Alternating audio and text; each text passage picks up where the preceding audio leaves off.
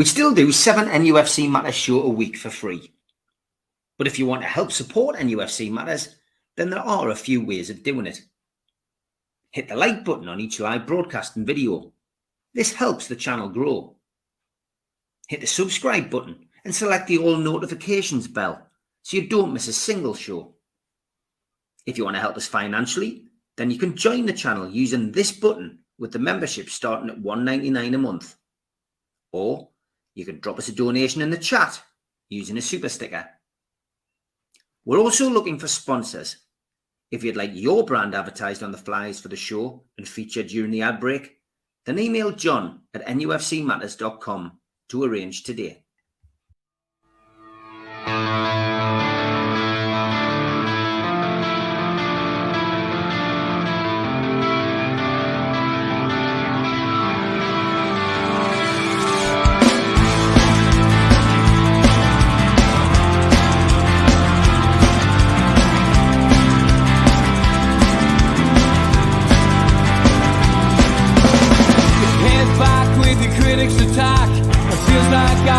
Talking to myself again, but it's the only way you're ever gonna learn. You look back and it's all in the past. I'm dwelling on the thoughts I cannot say to you. If I don't say the words, then maybe it's not true.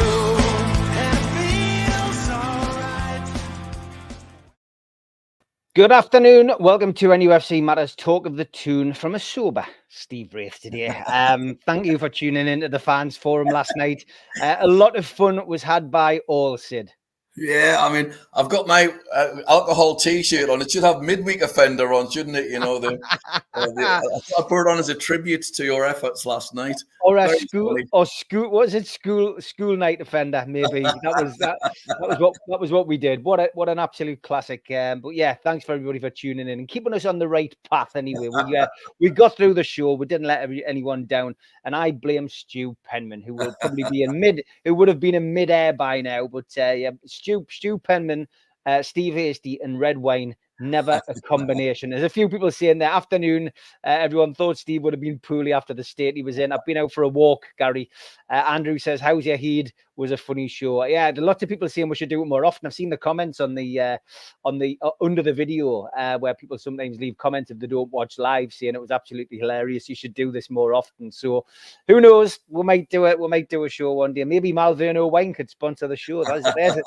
There's an idea. Anyway, we've got an hour to talk about Newcastle United and about music as well. As always, we'll have a musical interlude with Rob joining us halfway through the show.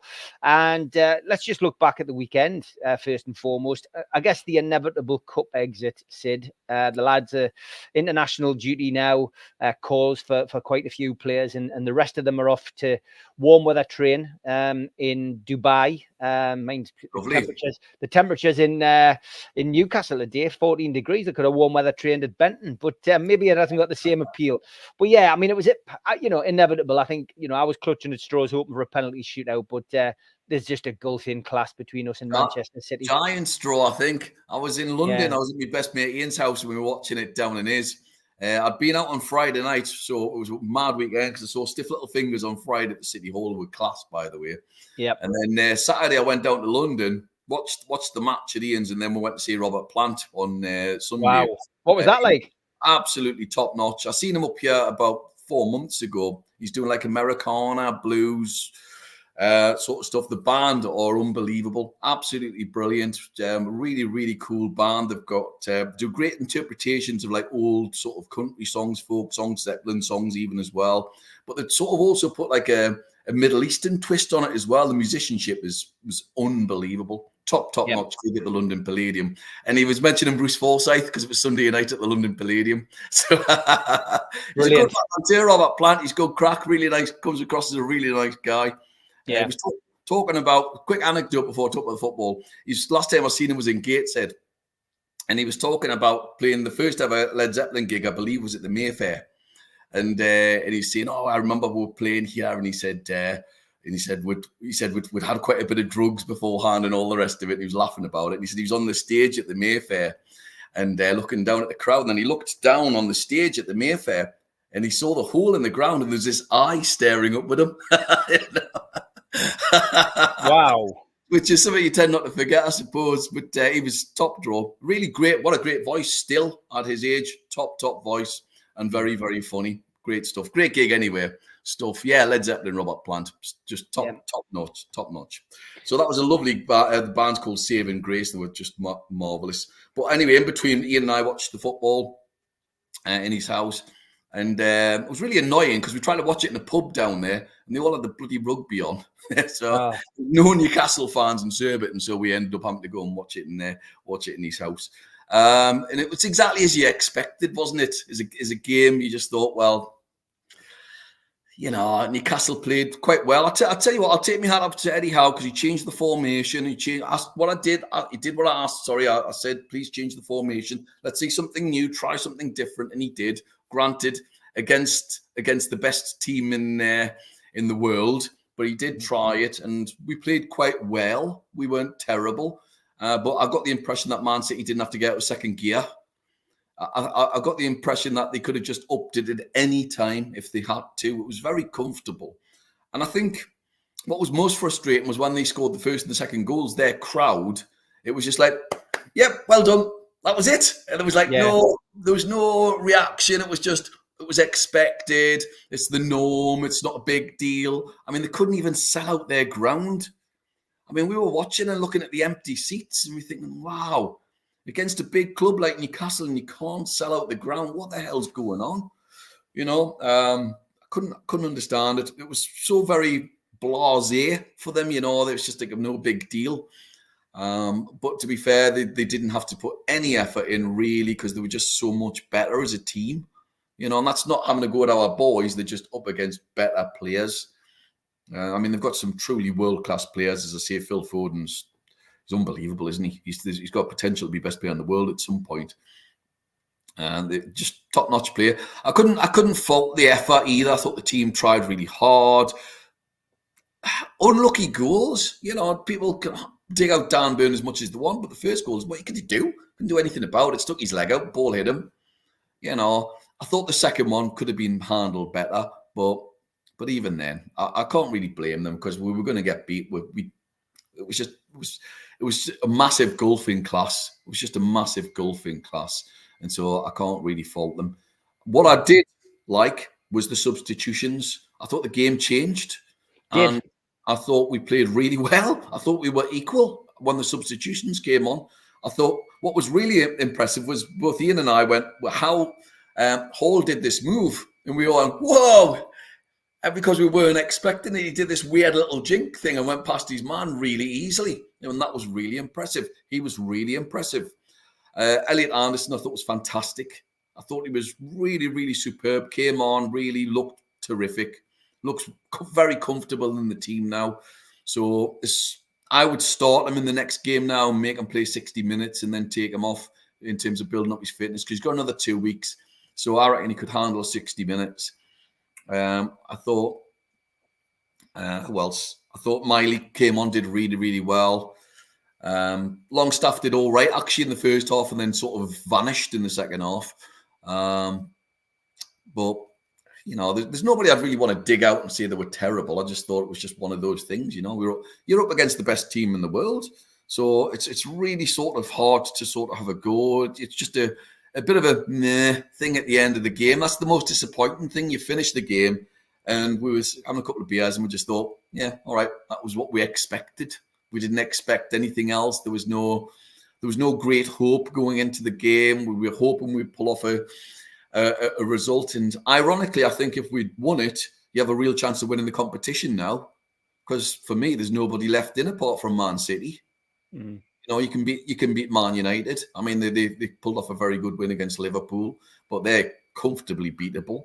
Man United, and you know, you've got Coventry and Chelsea. You would hope to beat both of those. So again, it's another what if, what could have been sort of situation. Same with the League Cup, isn't it? I think the League Cup in particular is one where you look back and think, we should really have gone away with that. You know, that's the one that I remember doing. Yeah, yes, yeah, it did.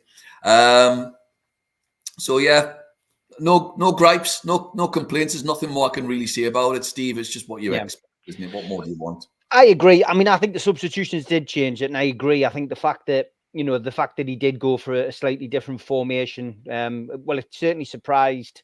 It surprised Pep. I mean, if you could read the lips of Pep when they came off, he made a comment about it. About the style of play that they played, and you couldn't quite see what Eddie Howe said back to him, but he didn't know whether he was being sort of. I don't think he's a rude manager at all. I didn't know whether he was almost being condescending in terms of, was that you didn't play well, or was he saying, "Oh, you've changed the formation to such a standard that I couldn't figure it out"? Yeah. So it didn't look as if he was being offensive. I think Pep's got a lot of respect for it. I think he's got a lot of respect for Eddie Howe. He's not Klopp or anybody, is he? He's a very respectful manager and a really nice guy, and a guy that you can't not like in terms of the Premier League. It's not like Arsenal or Liverpool where you just, I can't abide the managers. I really can't. They're just appalling. There's a way of winning and there's a way of losing. And yes, I appreciate you might be a bad loser, but you can be a bad loser and handle it in a manner that is respectful.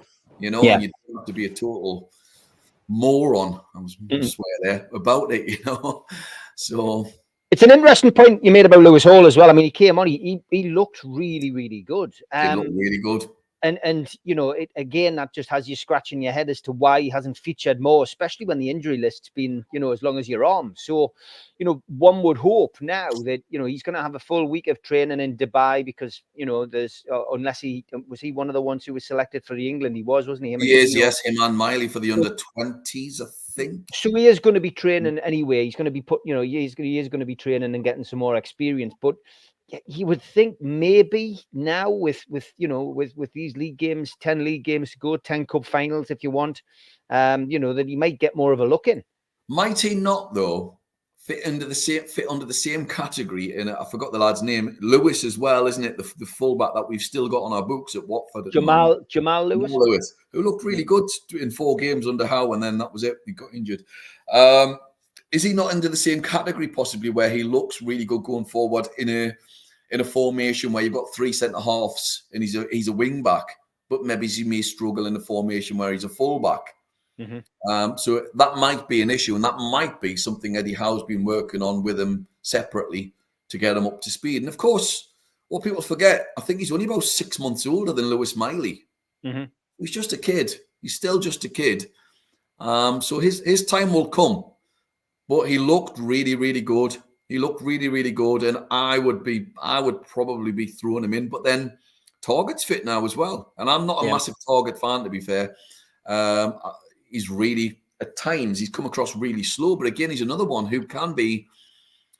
I think he takes a few games, and then once he's up to pace, he's considerably quicker than he initially starts off at. So he might be another option there in the left back position. I was a fan of Target when he first came. I've got to be honest. He was terrific in the 6 months, and then there seemed to be a big drop off. Now, whether that's because he's not getting game time or because he got an injury, I'm not quite sure. I don't think he'll be there next season.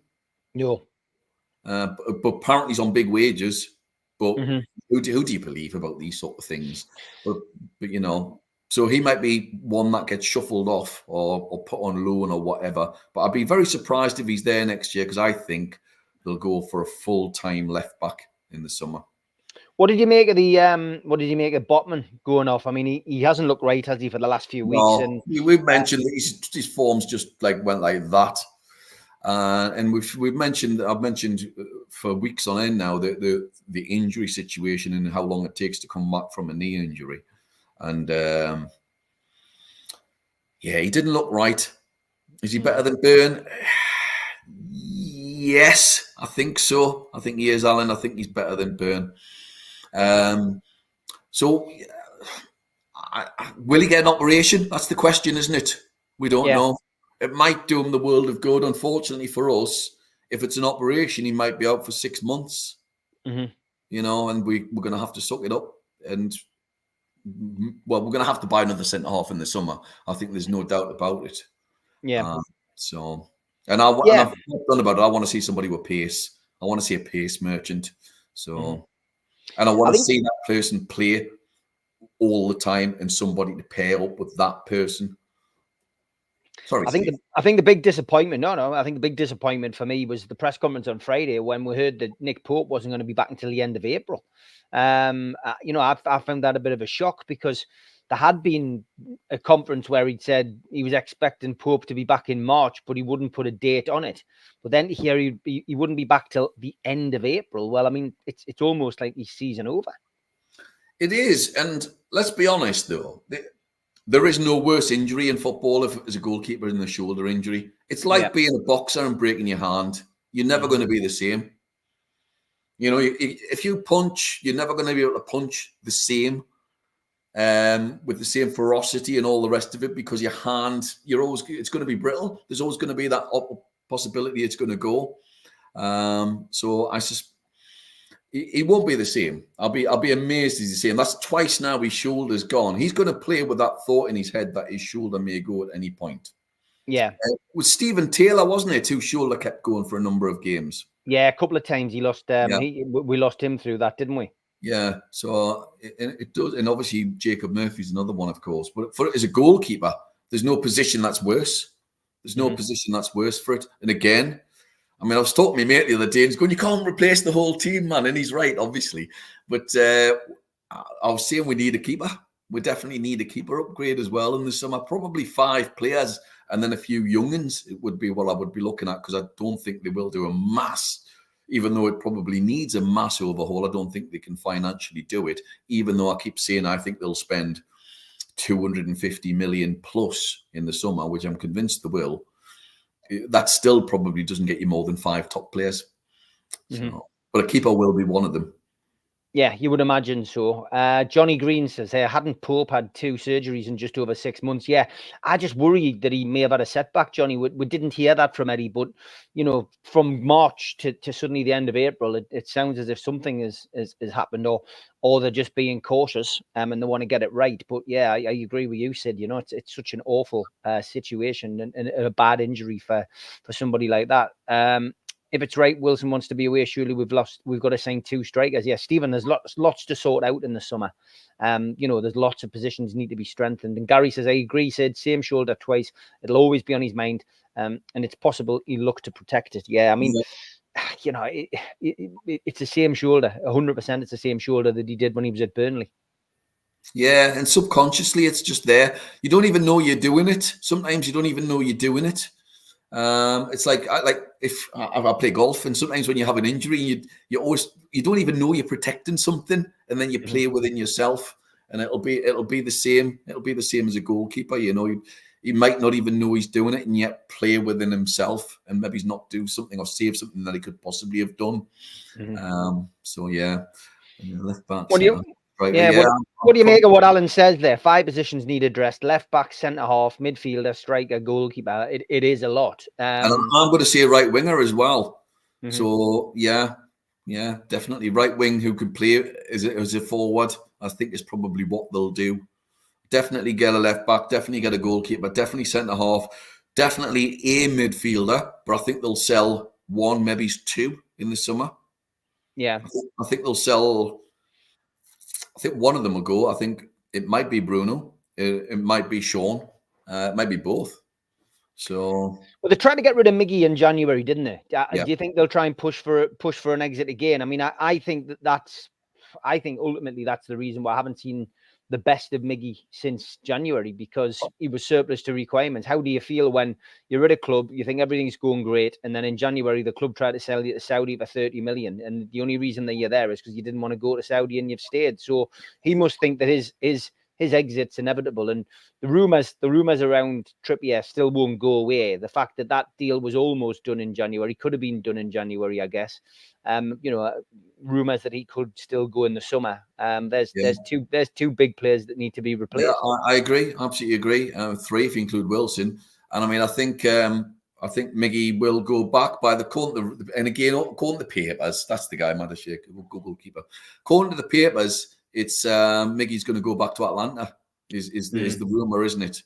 And is Edison still there? Is that was one of those players we were linked with? Is it Edison, the centre midfielder at Atlanta that Newcastle were linked with, and then I think Spurs have been linked with. Is that right? I know we're being linked to Edison. I just didn't know which club he played for. I'm just going to check now, but I'm pretty sure it's Atlanta, unless somebody in the chat will come forward, probably before I manage to find it. Yeah, he is. He's at Atlanta, and I'm pretty sure that Spurs were interested in signing him as well. So I think there'll be a bit of a frenzy to bring him on board. So there may well be some kind of deal. He's only 24. He's Brazilian, of course. We will have the upper hand with the Darren Eales link. Well, you would imagine so. Plus, if they were keen on having Almiron back, then because he's a legend there, we saw that when Newcastle played. Yep. Yeah, well, that he played as a friendly. That's the one. Thanks, lads. That's and the rumor has it that we're going to be playing them again in the summer, isn't there? There's talk that we're going back to America. So as well as Australia, of course. Yeah, that's bizarre. Like I mean, I do the those were the days with George on here, and George often, I think one of his regular comments on the show is, "Yep, we've got another friendly." And if it's not midway through the season, it's at the end of the season, and it's a hell of a long way to go for a friendly, isn't it? Yeah, 2 games apparently, and I believe we're replacing Chelsea. Right. So apparently we've replaced Chelsea from what I've read. And again, I'm just surmising what I've read, so don't take it as gospel. But from what I've read, we're replacing Chelsea. That would make sense because I can't imagine Newcastle and Spurs and buddies It's because they've got through. It's because they've got through to the next round of the FA Cup. Yeah, the semi-final. Yeah. Oh yeah, it's Johnny. Thanks for that. It's Atlanta and Atalanta. That's right. Yeah. So Atalanta is the Italian club, isn't it? That's where Edison is. Yeah, I knew there'd been a link with somebody, but I wasn't sure. And we've played him at St James's Park, and we've seen him. So it's a different player though that Newcastle were linked with. Can anybody remember in the chat who it was? There was a player who played at Atlanta who Newcastle was supposed to be interested in. Somebody's telling us it was a centre forward. And I remember the link. Yeah, and I remember when they came to St James's Park in the summer. I remember watching him and thinking, well, actually, he wasn't that great. And I know Newcastle were definitely linked with him. Look, it'll come back to us. Somebody will find it in the chat and get back to us. But yeah, it'll be interesting to see what happens. But Darren Eales' connection cut out this. Martinez, thanks, Mark. That's who it was. Martinez, that's who we were linked with. So if they want Almiron, there is potential, I guess. Maybe do a little bit of a deal there, Yeah, definitely. I mean, I think there will be plenty of wheeling and dealing in the summer. You'd hope that they do the business really early, just get it all over and done with. But I suspect they won't because the World Cup's on, or the European Championship, is on. So I think everything will be done after that. Yeah, okay. And can Tonali play in Australia? The answer is no, Gary. He's banned, I think, until August. And I don't think he can play in friendlies at all. So I would say the answer is probably no. Probably be able to play in organised games behind closed doors at the training ground, I think, but nothing as far as friendlies are concerned. Alan says, the Bible according to Saint Sid, I believe you millions wouldn't, Sid. And Les agrees with me. Don't think so, Gary. Behind closed doors only till August the 26th. Yeah, and that's of course unless he gets another ban, Les. Let's hope that doesn't happen. If the FA come out and say there's going to be another ban. Apparently, from again what I've seen, they've for the deal to go through, the Premier League had to ratify the deal. Right, okay. It's a worldwide ban. Good. So therefore, it's a worldwide ban. The Premier League had to sign it off, and therefore they can't go back and do them again. Right. If they do, the club should be taking this to court massively, because that would be just a form of victimization, wouldn't it? You let the lad run his deal off, and then you do him again. It doesn't even work like that in the real courts, does it? So that wouldn't make sense. That wouldn't make sense. No, it wouldn't. And Martinez, so that player, we were definitely linked with him. He ended up at Inter Miami. He's now at CF Montreal this season, and he's played 4 games and scored 1 goal. So I'm not sure how far they're into the season. Yeah, that's done and dusted then. Yeah, definitely not going to be coming to Newcastle. It's the FA investigation, though, not the Premier League, says Gary, with regards to Tonali. Yeah. So, yeah, Newcastle do want to go to court if he ends up getting another ban. Before we go to the ads, quickly just want to discuss the 4 points deduction that Notts Forest got, Sid. So according to Sky, it was weird because Sky said, so Forest have complained saying that they originally wanted to go in at first base with an 8-point deduction before adding anything else on top of it. And Forest complained about it. And so they went in at 6, and then they've deducted 2 because of Forest's good behaviour in the whole proceedings, and then coming forward and saying, oh, we've done this, and this. And they've declared everything, and they've not hid, and they've not tried to deviate or do anything else against it. So they've actually gone straight to them and said, well, this is the situation. Here's our books. Here's everything. And they had 6 points deducted down to 4. So the Everton fans are going nuts about the whole scenario. It's crazy. It is absolutely bonkers. And I don't know the way. I don't know the way around this either. You know, how on earth they get out of this mess that they've created? Because the big elephant in the room is Man City. 115 charges against them. They're kicking the can down the road. They give Everton a 10-point deduction and reduce it to 6. Everton are going to get more points deducted anyway at some point in the near future. And there's still Chelsea to look at as well. So, well, I'm predicting, and I'll make this now. I don't think Man City will ever get done. I think it'll be like the old Charles Dickens novel, where you have the court case of John Dice, where it goes on for so long that everybody's forgotten about the whole original process, and it'll be 20 years or something ridiculous. And at that point, it'll be a slap on the wrist, or here's a fine, or whatever it'll be. And you can bet your bottom dollar if Newcastle United breached financial fair play, even by a quid. Yeah, I mean, they come down on us like a ton of bricks. Exactly. I mean, I am wondering whether Newcastle have got a deal in place with the Premier League in terms of not doing any more court actions, due to the fact that they've not taken them to court over restriction of trade in terms of restriction of business. Because that's basically what it is, isn't it? You know, it's against any form of business regulations. You know, it's a restriction of practice where you buy a business and you want to put money into your own business and you're not allowed to do so. I mean, that's just madness. You know, you imagine opening a restaurant. Oh, sorry, you can't spend this amount of money because next door has got a bigger shop and they're doing really, really well, but you're only allowed to spend this much to sort of be an 1/8 of the quality of the shop next door. That doesn't make any sense. So I am hoping, because Notts Forest have got Nick DeMarco in as their lawyer, or whatever his technical term is. I'm hoping they're the ones who push the deal, because I've got a feeling Newcastle aren't allowed. I'm just surprised they haven't. So that question makes me question whether part of the deal with the Premier League was there'll be no more court cases. So I'm hoping either the likes of Forest or Villa or someone like that takes them to court over restriction of trade.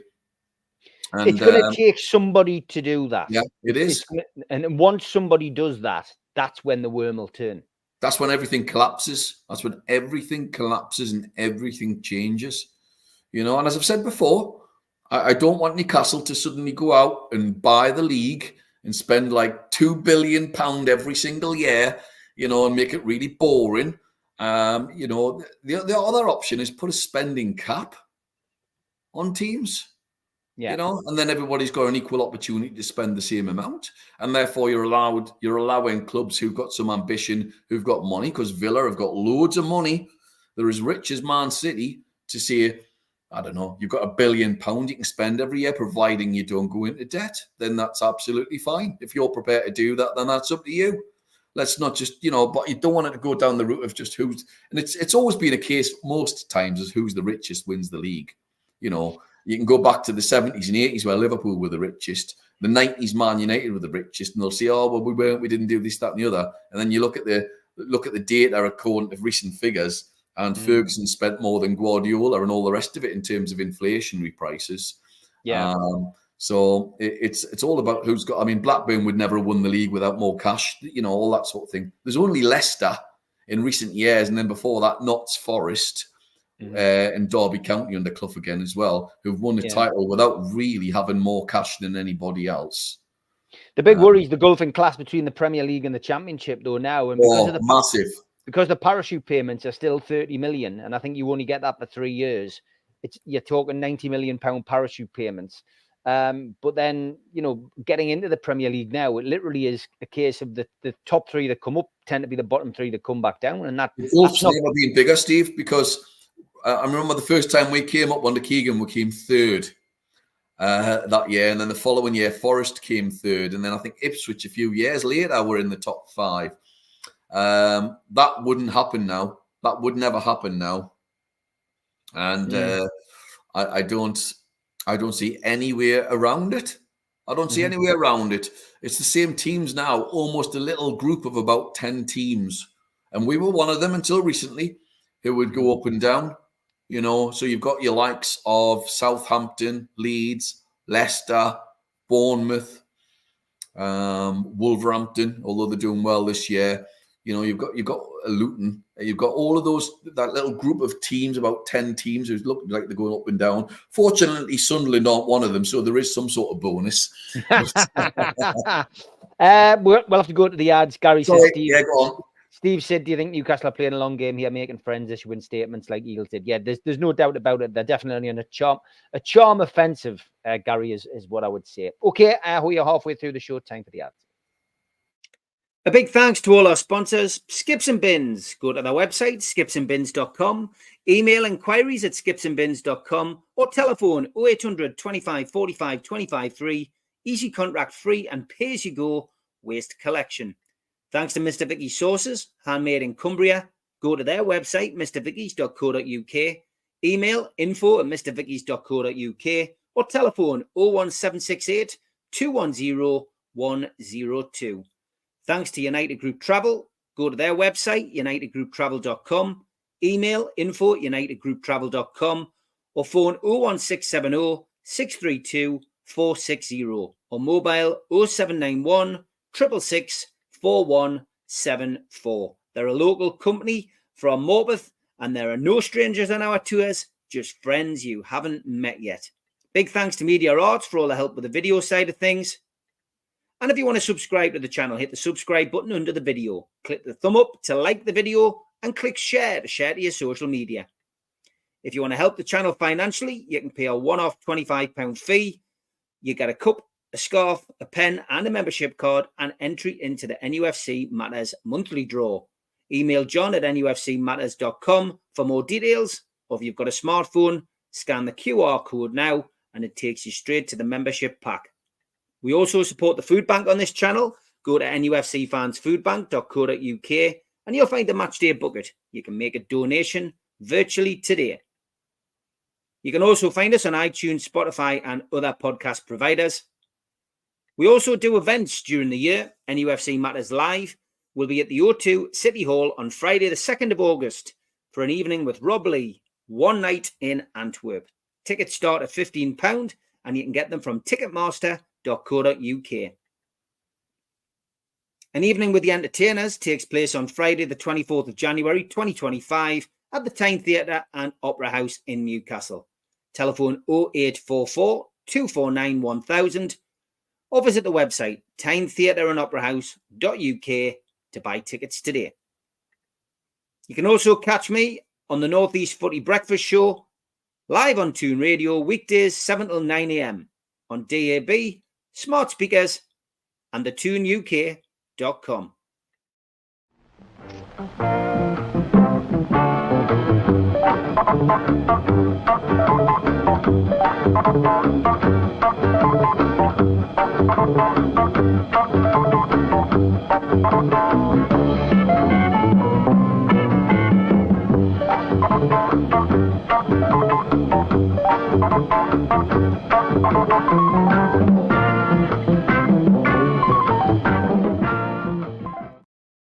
And it's a big welcome to Rob from Give Up the Ghost UK. How are you, Rob? How am I? I'm not too bad, Steve. How are you? And how are you, Sid? Are you both all right? Very good, thank you. Very good. Oh, good, mate. You've got your Toon shirts hanging up and on display today. See, as I'm speaking just now, I'm moving house tomorrow, and there's 2 Luton vans just pulled up, and they're emptying my house as we speak just now. So I thought I'd keep my valuables to last. I'll move them myself. But going forward, my picture quality will be so much better. My music room will be set up. and I'll be adding bits of like memorabilia into my reviews as well going forward. So yeah, let's all go. Fantastic, mate. Well, good luck with the move. I hope Sharon's on the mend as well. Yeah. What album are you taking us through today, mate? Songs from the Big Chair. Absolute cracking album. Firstly, I had a request from Chris Halls on one of your other shows, Steve, but I'll be doing that one next week. Been listening to Tears for Fears, their latest tour. It's been really, really good. So this was 1985. It was number 2. It went in the chart. So I'm putting this down as synth pop, guitar pop, progressive pop. It's a follow-up to The Hurting, which is quite a dark album, which I loved it. I loved The Hurting album, still listen to it a lot. So this is, again, it's Roland Orzabal, Kurt Smith, Manny Elias, and Ian Stanley on keyboards. Manny Elias, bit of an influence for me, great drummer. So it opens with Shout. It's a fan favourite, massive chart song, chart hit smash. I'm not keen on it. It's about politics and having a voice. I think the chorus is a bit tacky. Good verses though, and I think if you remember the video, anybody, it's Roland Orzabal standing at the top of like a mountain. It's got a big country feel about it. Nice guitar solo at the end by Roland, really good. Goes into track 2, The Working Hour. This album, Songs from the Big Chair, was originally going to be called that. It was from a book, I don't know who by. So this is the fans' favourites, Tears for Fears. That's TFS, not TTF. If you're into a rave, you'll know what I'm talking about. It's the most requested song to play live. It's a beautiful saxophone playing in this one. I love it. Love the offbeat drumming by Manny Ellis. It's, again, like I say, it's the most requested song to be voted for by fans. It's brilliant. It's just really atmospheric. It's got a bit of like a Baker Street vibe to it, Jerry Rafferty. Really good. Then you've got Everybody Wants to Rule the World. It's a song about standing up against corruption. Brilliant production on this song. It's a typical 80s sound. It still sounds as fresh as it did then. Smash hit, which this is re-released as Everybody Wants to Run the World. Now, I've got this picture. It's an original one. It's Jules Holland and Chris Difford from Squeeze.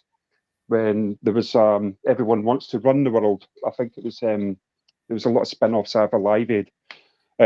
Talking to Jules Holland, that was lost his job on the tube for swearing in Newcastle, and then he went back to Squeeze. So then you've got Mother's Talk. Brilliant song. It's a song about nuclear weapons, more of a post-punk sound. I love the bass playing by Kurt Smith on this song. Brilliant. It's like really rock, funky, slap bass. I love it. It's sort of a bit meat about the bone about it. Brilliant song. Then you've got I Believe. I've played this twice over the last year and I've cried twice to it because I can relate to this song, the lyrics. It's like a jazz blues theme, smoke-filled room. It's like piano, just piano, but when they're playing it live now, it's like Alita Adams takes vocals on this one, or she used to. I guess absolutely brilliant song, really gentle drumming, sort of like brushwork, piano, texture and bass lines. It's intense. The words are really dark, but it's just listen to it.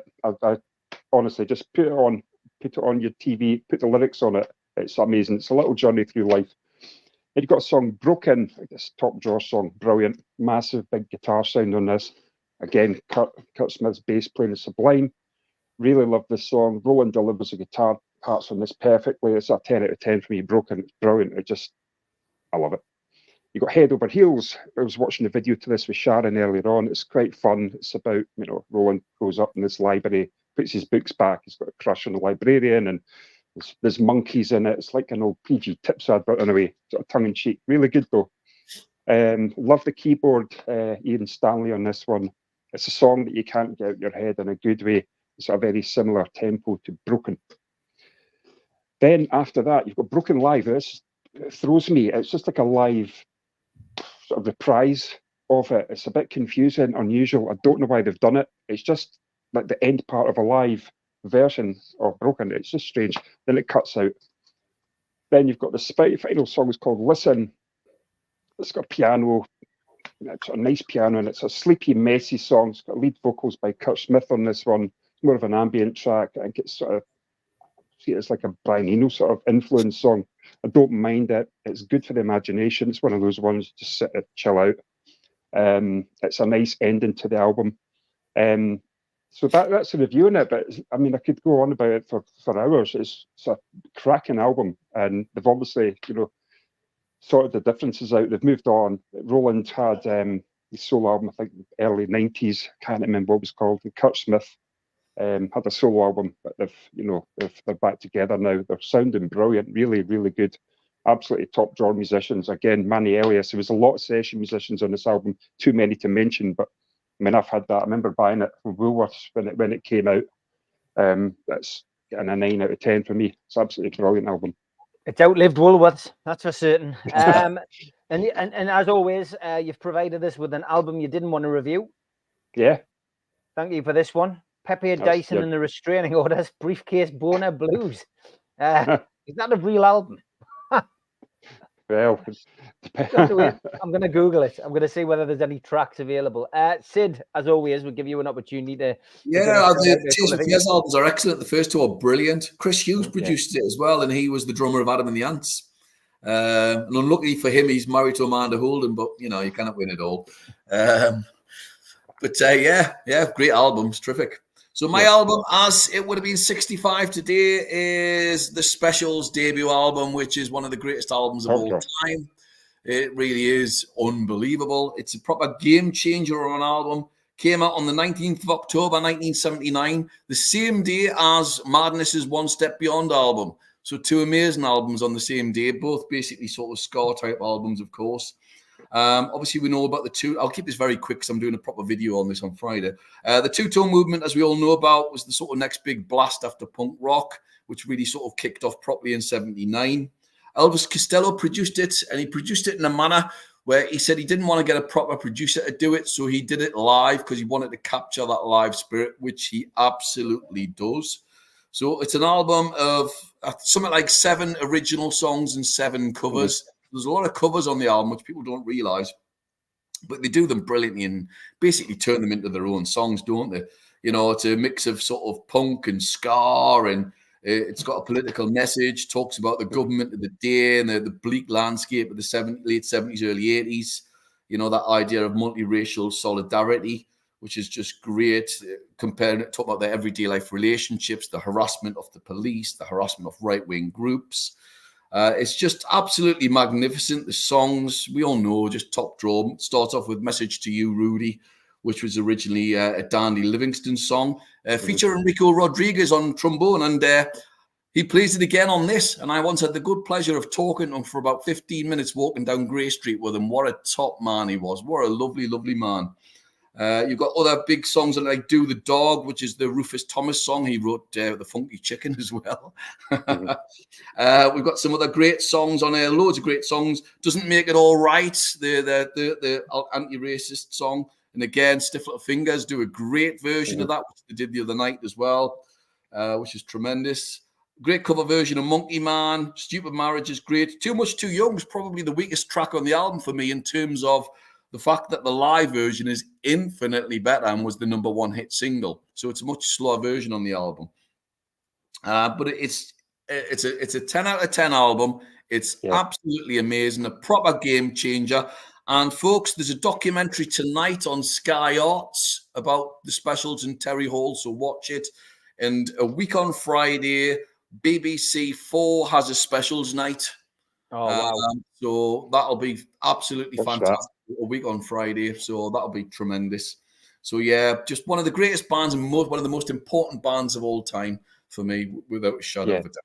Yeah, great stuff. And you always bring us a book, Sid. What you brought us this very week? Briefly, it's a music-based book. It's the best songs of 1971, Never Dull Moment, by David Hepworth. It's a real good read. He argues that 1971 is the greatest year in music, because you got albums like Sticky Fingers by the Stones, you got Who's Next, you got Led Zeppelin 4, you've got What's Going On, Marvin Gaye, you got Nods as Good as a Wink, The Faces, Never a Dull Moment, Rod, Tapestry. I mean, Hunky Dory probably being the best of 71.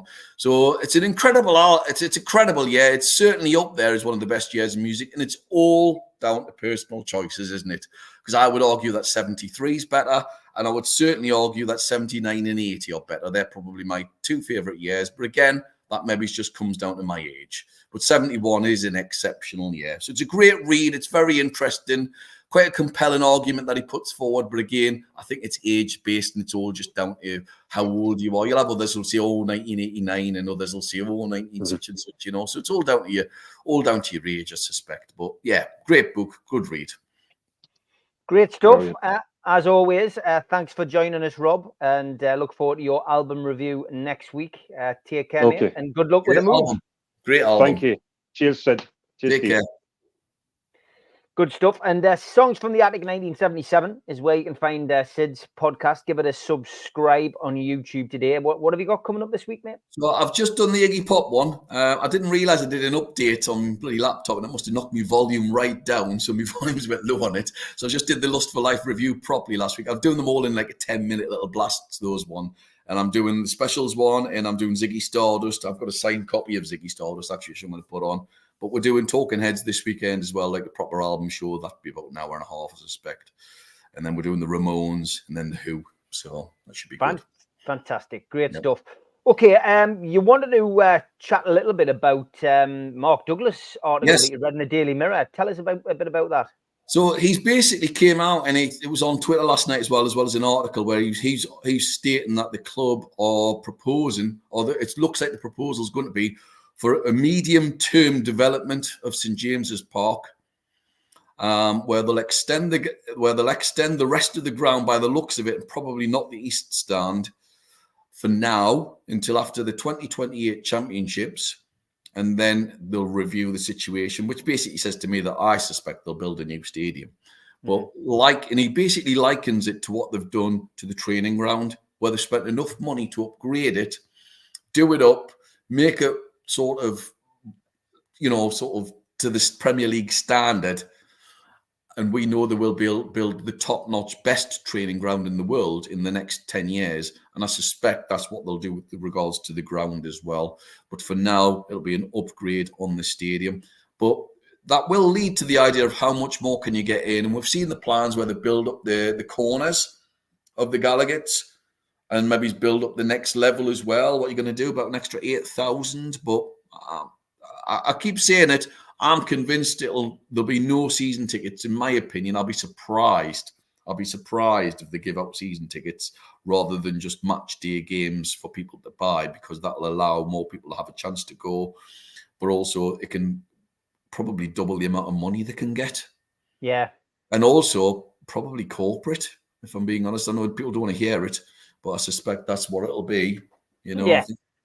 I was talking to somebody today about it. You know, he doesn't go to the games. You know, he's just an armchair supporter. But he just said, you know, you do need a new stadium. You do need a new stadium in the future. But for now, short term, it would make sense just to extend. And I think they will. I think they'll extend on the Gallagher first, and I think they'll look at what they can do with the East Stand. Whether they go for a cantilever over the top and build from behind, and you know, on top of the existing East Stand, who knows? But you know, I think they'll take it to 60,000 easily with an extension onto the Gallagher, and then they'll just have to see what they can do with the East Stand. I just wouldn't want to, you know, I've sat one second back row at the Gallagher once, and it was bloody miles away, and that's not even like the level 7. I mean, blimey, you need an oxygen mask at the top there for anybody who's up there. You know, get my sympathy. Yeah. I can see them doing it fine, great. Not for me. And yes, I'm very privileged in terms of where I'm sat. You know, I'm very, very happy in terms of where I sit. But it's just like, yeah, it's a tough one, isn't it? The ground's a mess in parts. I mean, even the Millburn's an absolute mess. When you go in there and you come out of the Millburn, not that I'm in there very often at that part, but when you come out, you're cramped up against the wall. Whose idea is that, rather than having a big space and all the rest of it and redesign it properly? The loos are terrible. I mean, the East Stand is awful. Just a concrete slab. There's nothing there. It's a concrete slab. They've got a couple of pictures on it. The facilities are terrible. The toilets are awful. It's 70s design, isn't it? It's probably all it is, and it's not really been developed any further, to be honest. You know, and the Gallagher's not much better, even though it was developed later on. But I guess we've got to be thankful that they never had the money to complete it, because otherwise we would have had a ground like that. Yes. I think I think you're right. And would have been like Leeds, you know, yeah, that you go to somewhere like that, it's stuck in a time warp. Leeds is awful. I did a training course in Leeds once, and my God, I think I was in the Billy Bremner stand, and it was just, or the room or whatever it was just horrendous. There was literally holes in the wall, you know. Yeah, it's fallen. I mean, This. it's genuinely fallen to bits. And I mean, Yeah. when Newcastle played Leeds the last time we were in the Premier League, I went down there and there was a huge crush. You know, there was people getting lifted off their feet. It was quite dangerous. You know what I mean? I mean, I was in Leeds in '84, I think it was, when Keegan got hit on the head with a coin, and it was horrendous. It was a mental atmosphere, and I don't think the ground's changed since I was there. As I say, I went there about 15 years ago, and the ground was an absolute dump. It'll be interesting. No, they'll make an announcement, I'm sure, in due course about the ground. So we will, we'll watch it. And yeah, Tom, you're right. Newcastle have received a green light to construct a temporary club shop adjacent to the Strawberry Pub. That's because Adidas are going to come in, completely gut the club store from top to bottom, and give it a good makeover. So there'll be a temporary club shop opposite the ground, which will be open, of course, for the new strips, which we'll look forward to. Rest in peace, Steve Harley, by the way, says Andrew. Yeah, tragic news that we had. We lost somebody else as well. Who was it? Somebody a couple of days earlier as well. The guy out of World Party. That's right. Yeah, that's right. Yeah. So Carl Wallinger, who'd been in the Water Boys as well for a couple of great albums. Actually, This Is the Seas, one of the best albums of the 1980s. It's an unbelievable album. Yeah, Alan Thompson said, well, the cat's finally out the bag with Bruce, baby. It would be the pinnacle to be Manchester United manager.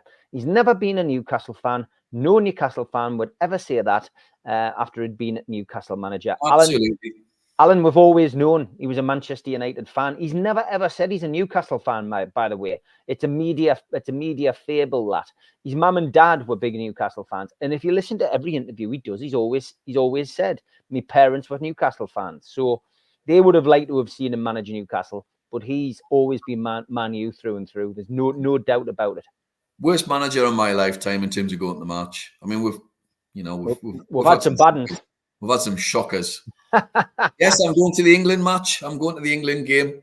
So I'm actually going to the England game at St James's Park. So that was getting the ticket from going, and I'll be watching them on the telly as well. Yeah, I'm going to watch the Brazil game certainly as well.